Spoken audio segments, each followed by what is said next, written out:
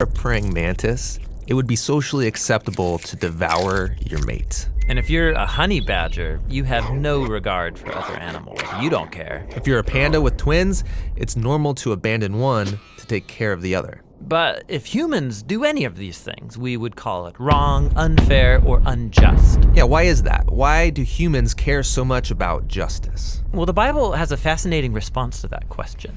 On page 1, humans are set apart from all other creatures as the image of God. Yeah, God's representatives who rule the world by his definition of good and evil. And this identity, it's the bedrock of the Bible's view of justice. All humans are equal before God and have the right to be treated with dignity and fairness no matter who you are. And that would be nice if we all did that. But we know how the world really works.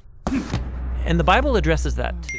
It shows how we are constantly redefining good and evil to our own advantage at the expense of others. Yeah, self-preservation. And the weaker someone is, the easier it is to take advantage of them. And so in the biblical story, we see this happening on a personal level, but also in families, and then in communities, and in whole civilizations that create injustice, especially towards the vulnerable. But the story doesn't end there. Out of this whole mess, God chose a man named Abraham to start a new kind of family. Specifically, Abraham was to teach his family to keep the way of the Lord by doing righteousness and justice. Yeah, doing righteousness, that's a Bible word I don't really use, but what comes to mind is being a good person. But what does that even mean, being good? The biblical Hebrew word for righteousness is tzedakah, and it's more specific. It's an ethical standard that refers to right relationships between people. It's about treating others as the image of God, With the God-given dignity they deserve. And this word justice, it's the Hebrew word mishpat. It can refer to retributive justice. Like if I steal something, I pay the consequences. Exactly. Yet most often in the Bible, mishpat refers to restorative justice. It means going a step further, actually seeking out vulnerable people who are being taken advantage of and helping them. Yeah, some people call this charity. But mishpat involves way more. It means taking steps to advocate for the vulnerable and changing social structures to prevent injustice. So justice and righteousness are about a radical, selfless way of life. Yeah, and you find this idea all over the Bible. Like here, in the book of Proverbs, what does it mean to bring about just righteousness? Open your mouth for those who can't speak for themselves. And what do these words mean for the prophets, like Jeremiah? Rescue the disadvantaged, and don't tolerate oppression or violence against the immigrant, the orphan, and the widow.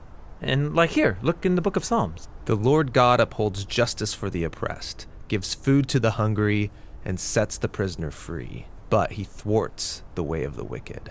Whoa, he thwarts the wicked? Yeah, in Hebrew, the word wicked is rasha. It means guilty or in the wrong. It refers to someone who mistreats another human, ignoring their dignity as an image of God. So justice and righteousness is a big deal to God. Yes, it's what Abraham's family, the Israelites, were to be all about. They ended up as immigrant slaves being oppressed unjustly in Egypt. And so God confronted Egypt's evil, declaring them to be rasha, guilty of injustice. And so he rescued Israel.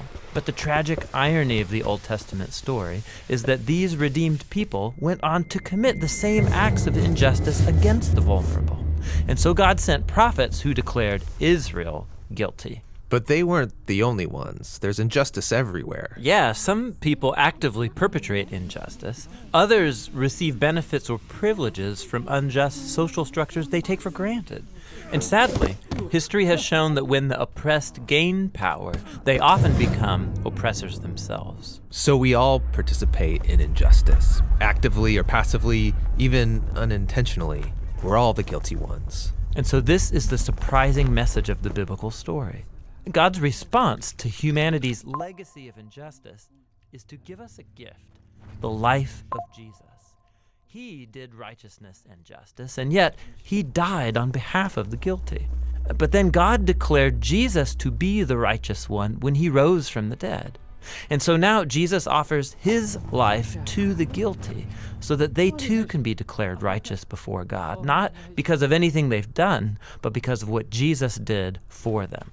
The earliest followers of Jesus experienced this righteousness from God, not just as a new status, but as a power that changed their lives and compelled them to act in surprising new ways. Yeah, if God declared someone righteous when they didn't deserve it, the only reasonable response is to go and seek righteousness and justice for others. This is a radical way of life, and it's not always convenient or easy.